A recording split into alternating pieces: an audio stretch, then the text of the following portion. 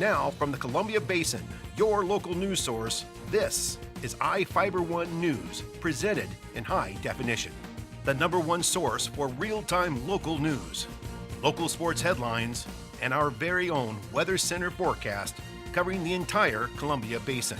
With your iFIBER 1 News team, reporting news in real time as it's happening. From the iFIBER Communications HD broadcast studio in Ephrata, Washington, this is iFIBER 1 News, and it starts now.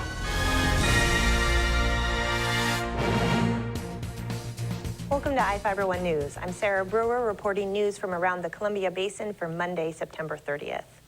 Tonight we report on a fire that damaged a duplex in Moses Lake this morning and how a pursuit by the Washington State Patrol ended in a crash. In sports, Bob Kirkpatrick reports on the latest in high school football throughout the Columbia Basin. Our spotlight story tonight is about people braving the cold, wet weather for locally brewed beer. And we have the latest weather forecast for the Columbia Basin from the iFIBER 1 Weather Center. Our top story tonight, is Moses Lake firefighters extinguish a structure fire that destroyed half a duplex this morning.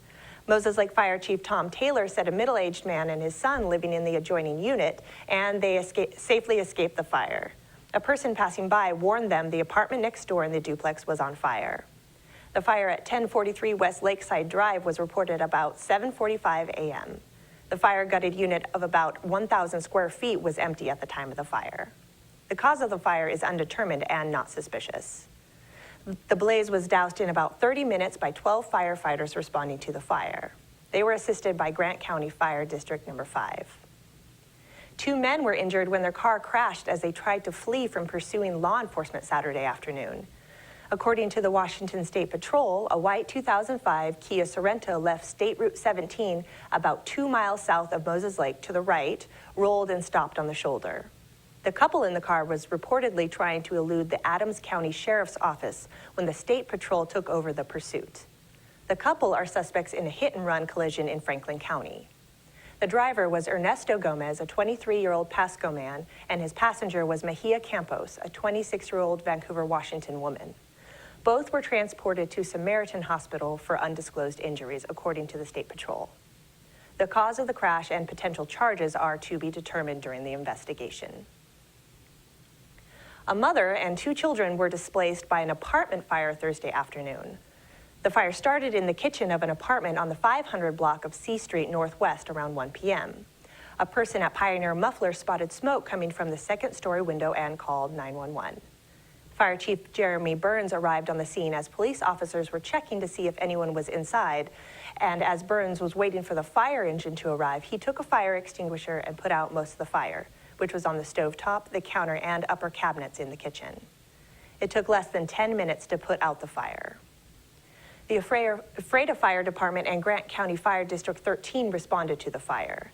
The apartment residents, a mother and 2 children, were running errands and visiting family at the time of the fire. They were working with the American Red Cross to find a place to stay. The cause of the fire is under investigation. A Quincy police officer struck a pedestrian on State Route 28 Saturday afternoon, sending the 61-year-old man to the hospital. Officer Mark Panic, a 30-year-old Quincy officer, was driving a 2012 Dodge Charger patrol car west on SR 28.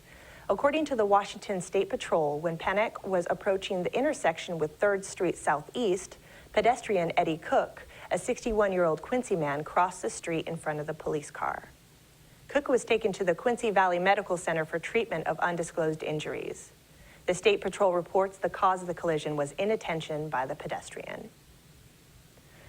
Each of the people you see here has warrants for their arrest and is wanted by various law enforcement agencies. If you see any of these people, the DOC asks that you do not attempt to detain or apprehend them, but to call police.